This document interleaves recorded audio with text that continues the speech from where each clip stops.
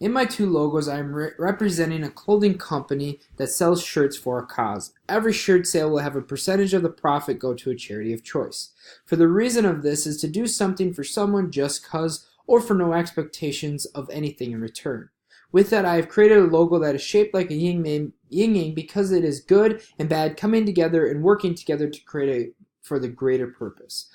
Also, the shape of the circle makes your eyes relax and focus onto the letters on the inside of the logo, which is the most important part of the logo. According to Lester Paul M., author of Visual Communication Images with Messages, there are two main types of informational graphics: statistical and non-statistical. Statistical infographics are visual displays that represent empirical, qualitative data. Non-statistical infographics are visual displays that rely on visually pleasing arrangements of verbal and visual qualitative information. The logos I have created are non-statistical that rely on visually pleasing the viewer through visual qualitative information. To differentiate the American logo from the Indian one, I use colors which respond to each culture in a different way.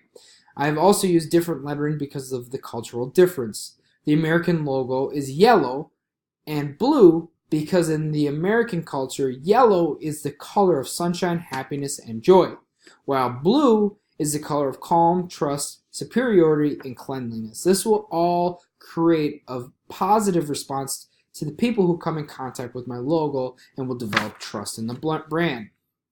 The Indian logo, I use red and green because in the Indian culture, red stands for both purity and sensuality. The green stands for sacred, life, and happiness. These are all emotions I want my customers to feel in the Indian culture. I want them to look at my logo and create a peace of mind and develop trust in my brand, which will persuade them to be more optimal to buy my products. The lettering in the American logo, I use curved lines with no points. This allows people to look at the logo and have calmness and create a relaxed response. This will also be helpful for selling my apparel to American customers because they'll develop trust and respect for that product and be proud of it. The Indian logo, I have sharper and more elaborate letters because the Indian culture has more distinct letters and coloring on their clothing designs. I want people who live in the Indian culture to look at the logo and relate to it in a way that creates a happy response. Also, my logo I have created will be recognizable at any distance or size that is formatted to.